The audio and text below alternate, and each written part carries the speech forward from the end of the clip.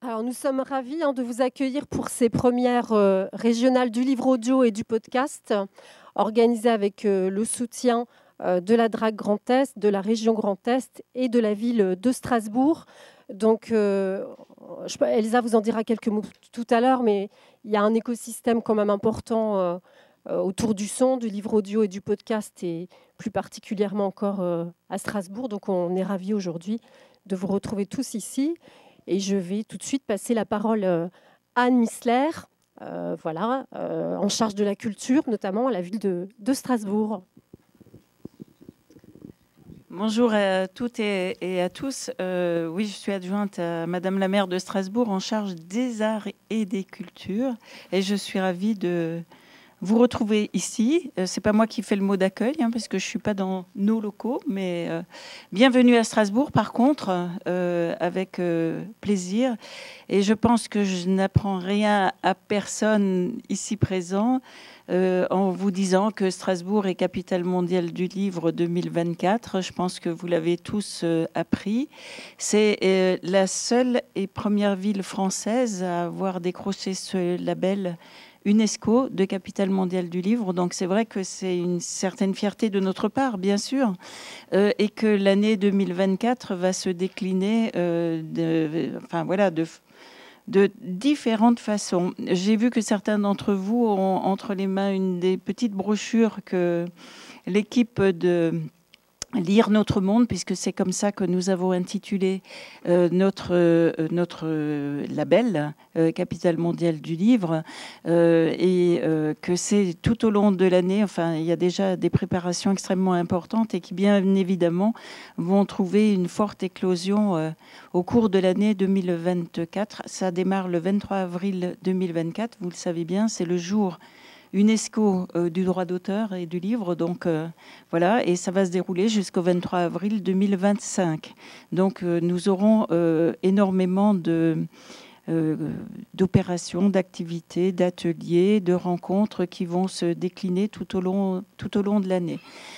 Alors, vous dire aussi que vous arrivez à Strasbourg au mois de septembre dans un contexte qui est très fort pour le livre, puisque c'est le temps des bibliothèques idéales qui rassemble maintenant plusieurs milliers d'auditeurs sur les jours qui sont en train de se dérouler, avec des rencontres d'écrivaines, d'auteurs, sur des thèmes et des sujets qui font souvent, qui rejoignent les questions de société, les questions d'actualité d'aujourd'hui.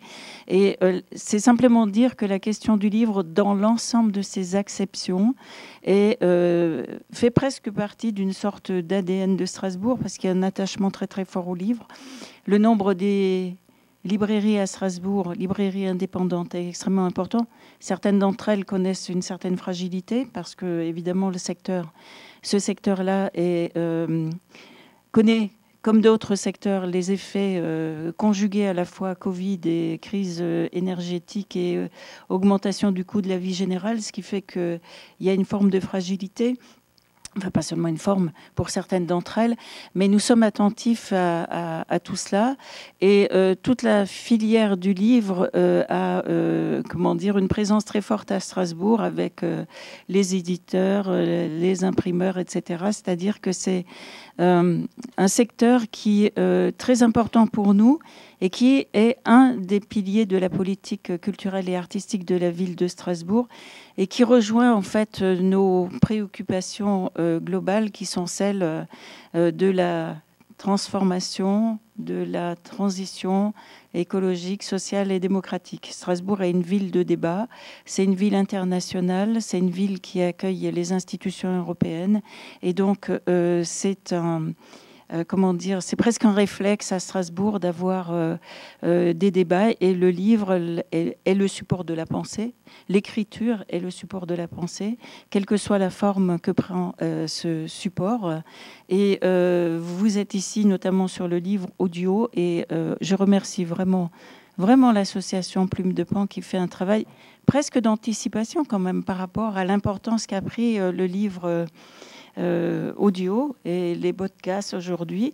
Et j'en profite aussi pour dire que cette question du développement du podcast eh bien, est porté aussi par... j'ai eu l'occasion hier d'assister à l'inauguration des nouveaux locaux de Vue d'ensemble qui regroupent écoute et voir, hein, c'est-à-dire comment permettre à une population qui a des handicap, comment arriver à la lecture et à l'écriture. Et j'ai été très fortement impressionnée par la démarche qu'ils ont entreprise, qu'ils et elles ont entreprise, notamment par le biais du podcast. Et donc, en fait, le fait qu'aux côtés de l'État, aux côtés de la région, on soutienne les bourses de création de podcasts, notamment, nous paraît vraiment effectivement quelque chose de très important. Voilà, je ne veux pas être beaucoup plus longue, sinon vous remercier vraiment très chaleureusement parce que vous faites partie, chacun et chacune où vous êtes, de cette importance fondamentale qu'est le livre, encore une fois, dans l'ensemble de ses acceptions, dans l'écriture, la lecture, pour ce qui est le débat démocratique et la préservation des valeurs qui sont celles de l'UNESCO, mais qui sont les nôtres et que nous défendons. Et on sait que dans des périodes troublées comme celle que nous vivons actuellement, c'est pas la première période troublée, mais enfin, elle est quand même, voilà, elle est porteuse d'un certain nombre d'interrogations, à défaut d'inquiétude pour certains. Et donc, en fait, c'est extrêmement important que, eh bien, tous ensemble, on soit sur ces questions de lecture, d'écriture et de participation à un collectif d'ensemble. Je vous remercie.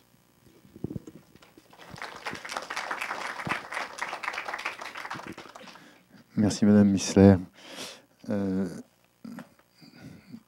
suis chargé déjà de vous saluer, bien sûr. Moi, je suis très agréablement surpris de votre nombre, en fait, de l'affluence. Je crois que c'est vraiment une marque d'intérêt pour je ne sais pas si on doit dire un support ou un média en cours de développement qui a un peu le vent en poupe, et c'est une très bonne chose. Donc, bienvenue à ces premières régionales du livre audio et du podcast. Je dois excuser Madame Delphine Christophe, la directrice régionale des affaires culturelles, qui m'a chargé de vous saluer et qui m'a demandé de la remplacer aujourd'hui pour dire ce mot d'accueil. Je vais faire peut-être un bref historique en fait sur l'action de la plume de Pan, en fait, déjà pour saluer l'action de cette association qui travaille depuis maintenant une douzaine d'années, c'est ça, hein, sur cette question-là. Je pense pouvoir dire que Cécile Paluzinski, qui a souvent été accompagnée, et encore aujourd'hui, d'Elsa Mroziewicz, a ramé pendant quelques années pour mobiliser sur cette question-là, y compris à un moment donné... je me rappelle quand elle est venue me voir aux médiathèques de Strasbourg et qu'elle nous a parlé d'un festival du livre audio. J'avais regardé avec des grands yeux, j'avais dit pourquoi pas, quoi, mais pas plus. Mais finalement, ça s'était quand même fait. Et voilà, quelques années plus tard, on sent que le livre audio se développe et que c'est important de manifester, en fait, là je parle en tant qu'institution et que financeur, de manifester notre intérêt et notre soutien à l'action de l'association. Ce soutien est récent, hein. Je dois saluer aussi ma collègue Anne Poitvin de la région, parce qu'il y a 2-3 ans, en 2021, je crois, ou fin 2020, on s'est dit, mais l'action de la plume de Pan, il faut absolument qu'on la soutienne au-delà du prix du livre, du prix des lycéens. Il faut absolument qu'on la soutienne en tant que centre de ressources. Et on s'est regardé, on s'est dit, oui, on y va.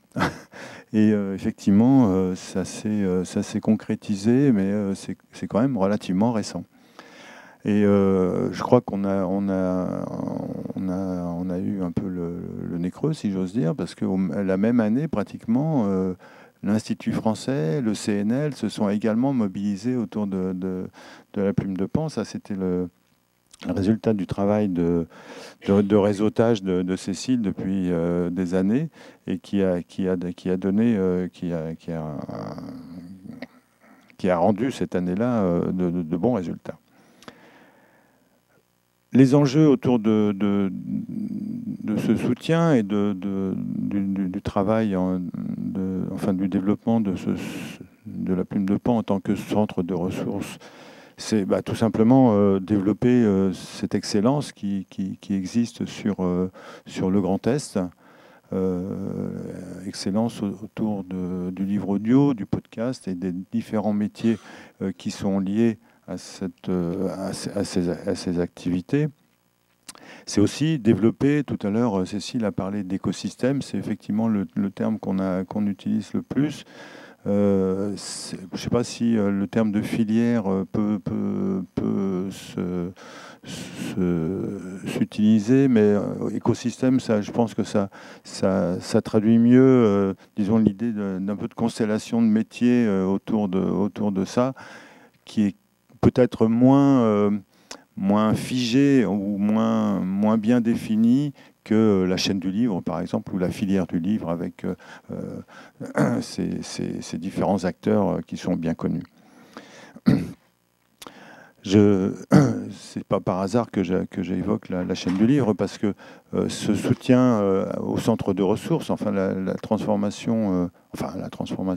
l'action de la plume de Pan en tant que centre de ressources se rapproche dans notre esprit un peu de ce qui est fait pour le livre avec le réseau Livrest, dont j'espère que vous avez entendu parler. Un réseau qui regroupe 3 centres de ressources que sont la CIL, la Confédération interprofessionnelle du livre, Interbibli et Libraires de l'Est, et qui travaillent également de leur côté sur la structuration de cette filière, notamment en organisant des rencontres interprofessionnelles. Les prochaines auront lieu le 9 octobre à Charleville-Mézières. Je vous invite à vous y inscrire. Également un portail de Livrest, Livrest avec l'apostrophe, où vous trouverez notamment un annuaire des acteurs, des différents acteurs du livre. Et enfin une revue Livrest qui paraît deux fois par an et qui signale toutes les nouveautés parues, éditées par les éditeurs régionaux. Donc, c'est 2-3 ans après, on commence à voir les résultats positifs que produisent ce type d'activité sur la filière et notamment sur les rapports entre les acteurs. Donc c'est un peu dans cet esprit-là aussi que cette idée de centre de ressources autour du livre audio nous est venue. Donc ces rencontres seront sur un rythme biennal, je crois, c'est ça. On peut espérer qu'elles seront tournantes. Donc là, aujourd'hui c'est Strasbourg, peut-être demain ça sera peut-être Reims ou Nancy, Metz, peut-être Charleville, Chaumont, Châlons, Troyes, qui sait. Ça n'est pas encore défini.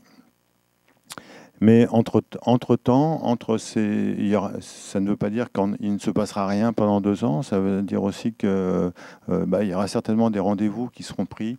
Alors peut-être de manière plus limitée, mais aussi peut-être plus centrée avec les acteurs que ça intéressera.